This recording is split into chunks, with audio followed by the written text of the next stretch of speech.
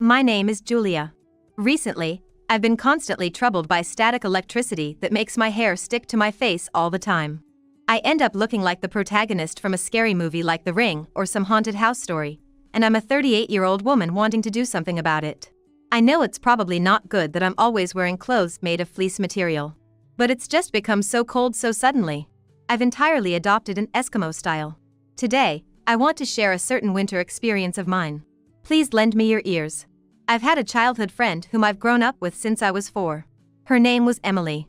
Ever since her family moved next door when I was 4, not only did we kids become friends, but our parents did too, as they were of the same age. We naturally became close like family. Emily was reserved and mature when we were young. However, as we approached late elementary school, her shy personality gradually began to change. Frankly speaking, she was so adorable that it was astonishing even from my perspective as her friend. My mom even jokingly suggested to her mom that she could become a child actress. When Emily was young, being called cute didn't contribute to her self-confidence. However, by late elementary school, she was a proper little lady despite being a child. She began to understand bit by bit how her cuteness could be a weapon. Indeed, Emily realized that she was cute. Other girls flocked around her like followers. Her hairstyle became trendy, and everyone started wearing the same hairbands. There were a lot of Emily wannabes popping up everywhere. Within our class, she was probably as popular as Britney Spears was at her peak. As she continued to be fawned over, Emily gradually transformed into a more selfish character. She became quite upset if she wasn't the first in games when we were playing, and there were times when she would slightly bully her friends. Looking back now, it wasn't particularly unusual for kids to act this way. But being of the same age, it was quite a hassle. When we moved on to middle school, Emily's cuteness was further refined. She grew taller and looked so dazzling in her school uniform that it seemed like she was wearing a different one from the rest of us. In comparison, I was a petite girl who was just getting by in my uniform. Naturally, Emily became part of the group of pretty girls and was among the upper ranks in our class's social hierarchy. By this point, even the boys who used to laugh at Emily in elementary school, saying, "Everyone is copying your style, it's so lame," started changing their tone and sweet-talking her with phrases like, "Hey Emily." This was an age where each of us began to be conscious of the opposite sex. She rode this wave brilliantly and even became known as the after-school sweetheart. Why was she called the after-school sweetheart? Because she was always receiving confessions in the school backyard after classes. She was spotted so often that she eventually got this nickname. Her pampered attitude worsened in proportion to how much she was adored. She would look down upon and laugh at others who didn't seem to be popular. Well, most of the upper social echelons had that kind of atmosphere, but Emily was always the one to lead in such behavior. At that time, there was a weird notion that it was cool to look down on those who didn't stand out. On the other hand, I was more into comics and video games than fashion or boys, so I was living a completely different life with friends who shared the same hobbies. However, Emily never looked down upon me or treated me poorly. No matter how petite I was or how geeky my hobbies were, she would always carelessly come to me for love advice, saying, "Julia, listen to this." Emily was the only one who did that. She never looked down on my friends either. So, while there were times when I felt upset about her past attitudes towards others, I never got to the point of disliking her. This is how we spent our serene middle school years, eventually moving on to different high schools and universities. Having left the state to go to college, I had quite the uproar, a can of hard seltzer in hand, when I reunited with Emily. Even when we met after a long time, we were still good friends, a privilege I believed was unique to childhood friends. The issue arose about a decade ago. At the time, after graduating from college, I returned to my hometown and was working for a local company. It was when I introduced my doctor boyfriend, Ken, whom I met through a mutual friend, to my parents to get their approval for us to live together. I bumped into Emily at the entrance of my house. To her question, "Oh, could this be Julia's boyfriend?" I bashfully answered, "Yeah." After scrutinizing Ken, Emily left with a smile, saying, "I hadn't heard. Introduce him to me next time." That night, I got a call from Emily, and it was decided that I would introduce Ken to her. Since Ken and I were living together with the prospect of getting married, I thought it would be good to introduce him to Emily, my childhood friend. So, I decided to get Ken and Emily together as soon as possible. This happened when the three of us gathered at a cafe at a later date. When Ken got up from his seat, Emily said, "This is bad." When I asked her, "What's wrong?" with a surprised look on my face, she came out with, "I might have fallen for Ken." I thought it was a joke, but she was looking at Ken with such dreamy eyes that it seemed as though she was seeing hearts. While I was in distress, she laughed it off, saying, "Don't worry. I won't steal someone's boyfriend. It's the same feeling as admiring an idol." But I didn't feel at ease and didn't leave my seat after that. I was afraid of what would happen if they were left alone. After a while, I happened to see Emily and Ken walking arm in arm in the city. Neither Ken nor Emily had told me that they were going out together. Were they having an affair? Or could they be planning a surprise for me? As I vacillated between the worst-case scenario and hopeful thoughts, I found myself sprinting to catch up with them. Out of breath, the only thing I could say when I finally caught up with them was, "Why are you two together?" I remember being stared at in surprise by people around me. Emily, sticking out her tongue, saying, "You found us," and Ken, going pale. When I confronted them, it turned out that this was their first date, and it seems that Emily had asked Ken for his contact information when I went to the bathroom the first time the three of us met. It was right around the time I arrived at the store, before I was told I might have fallen for him. Emily, who had fallen in love with Ken in what was close to love at first sight, got his contact information with the idea of just as friends, and as they talked, she fell for him. Ken, too, responded with, "If there's anything you're worried about, let's talk about it," and they exchanged contact information. At that time, he was planning to consult with her about how to propose to me in a way that would make me happy. But Emily had her sights set on Ken, and it wasn't a proper consultation. She gradually made her moves, and given that she's quite a cutie, Ken wasn't entirely averse to being told he was loved. And so, Ken fell right into her trap. Ken pleaded with me, saying, "It was the first and last mistake. I won't ever do something like this again," but I couldn't forgive him for just going on a date. As for Emily, she was whispering to Ken, "Why not just date me from now on?" Emily was a childhood friend I held dear, and I was even thinking of marrying my beloved boyfriend. After suffering the ultimate betrayal, I couldn't bear to see either of their faces anymore. I chose to cut ties with Emily right there and then, and also decided to break up with Ken. 9 months after that, I got a text from a middle school classmate about a reunion for the members of our 8th grade class. In 8th grade, Emily and I were in different classes. Thinking I could have fun because of this, I decided to participate, but on the day, I was caught off guard.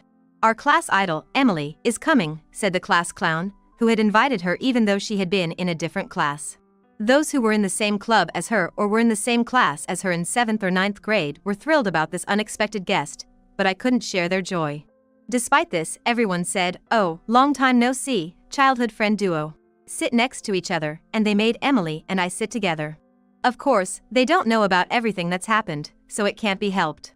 To be honest, I felt like saying, "I cut ties with her because she stole my boyfriend, so please keep her away from me." But I didn't want to rain on the parade of people who knew nothing about it, so I held back. In the end, I spent the reunion, which I had been looking forward to, with a frown, with my detested childhood friend sitting next to me. "What do you do for work now, Julia?" "Me? I'm a secretary at a local company." "Really? But didn't you go to college in New York? You'd probably take home more if you worked there, right?" "Well, yes, but I'm an only child and I have to take care of my parents, so I decided to set up my life close to them." As I was having this conversation with an old friend, Emily suddenly interrupted. "What? So that's why you're dressed so shabbily? No wonder you seem so poor." Needless to say, a vein popped on my temple when Emily, whom I was supposed to have cut ties with, snidely commented as if nothing had happened. The old friend turned pale as if to say, "Wow, that's harsh," while looking at Emily. Of course, I decided to ignore Emily. Sensing the uncomfortable atmosphere, the old friend changed the topic. "So, Emily, what about you?" "Me? I also work for a local company, but I'm in sales, so I'm making pretty good money. I also have a boyfriend who says he wants to marry me, so I guess I'm set for life." "Huh? A boyfriend? Who is he? Do you have a picture or something?" Our old friend quickly responded to Emily's words. They knew nothing, so they had no choice. As much as I was over it, it was an unbearable topic for me. Emily, aware of this, couldn't hide her glee, saying, "Oh really?" She showed an old friend a picture stored on her phone. "Wow, classic Emily. Your boyfriend is hot. What does he do?" "Really? Thanks. He's a doctor. Makes over $100,000 a year, so I plan to quit my job when we get married." "Oh, wow. That's a dream life for every woman at least once, right?" "Right. Oh, what about you, Julia? Don't have a boyfriend?"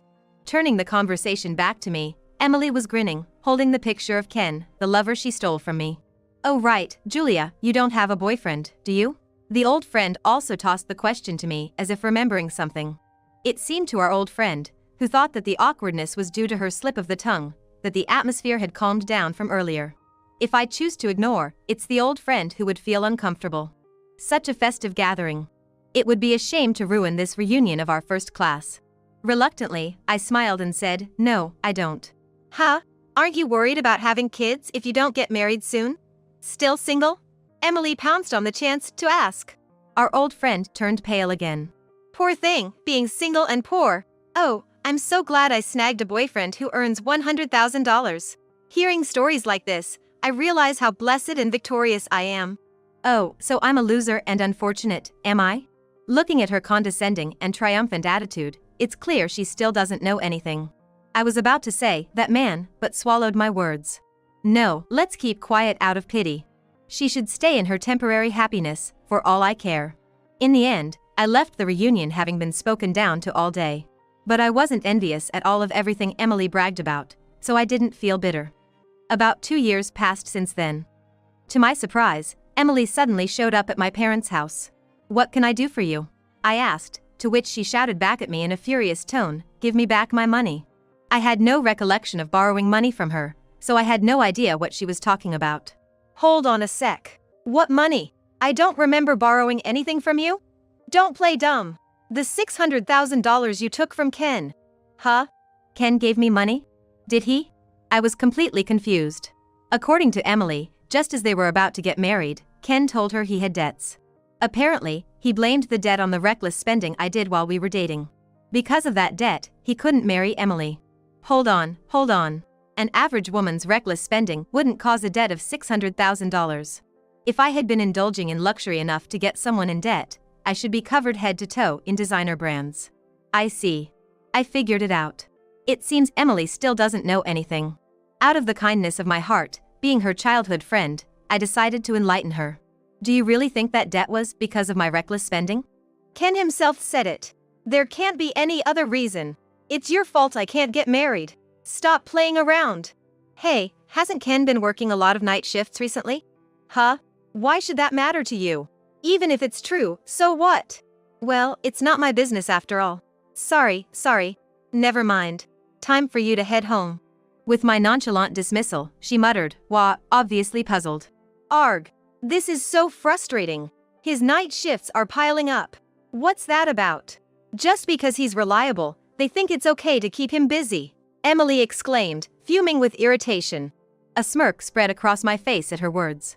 "And what if I told you that he is reliable not to the doctors, but to the favorite girl at the club and the club manager?" "What? Huh? What are you talking about?" "That's to say, it's not the doctors who are looking forward to Ken's presence every night, but rather the club managers and Ken's favorite girl there, wondering how much he will spend at the club." "What? What does that mean? Are you implying he's been going to a club instead of working night shifts?" Bingo. As I confirmed her suspicions, Emily's face turned a furious shade of red. "Stop spreading lies just because you're jealous he chose me over you," she lashed out. Sadly for Emily, there was no lie in what I was saying. Ken, being a doctor, often found himself being taken to nightclubs as a form of stress relief by his peers and superiors. This was the case even when he and I were together. Well, I suppose his way of having fun was a reflection of his financial status. But it was just them drinking with girls, so I didn't really think much of it. For instance, if you asked me if I'd fall for a bartender at a bar that I frequented, I'd wake up to the reality saying, well, it's just their job after all. I know that Ken isn't that naive, and in fact, he did set clear boundaries. Apparently, there was a time when Ken visited my friend's bar. I heard that he barely made any physical contact because he said, "I have a girlfriend." So, I wasn't worried about him cheating on me at the club, or becoming too attached to one of the girls. Just as some people buy lottery tickets for the thrill of it even if they hate gambling, I figured it's okay to have a little fun as long as you don't get too involved.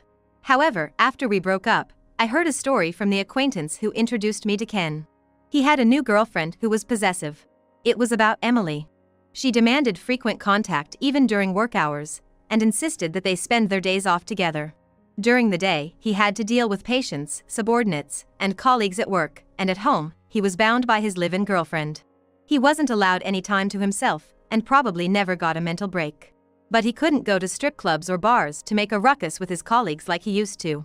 He couldn't let off steam. Yet, he was often urged by those around him, "Don't be a party pooper, let's go." Ken himself was dying to go. He was just being considerate and refusing because of Emily.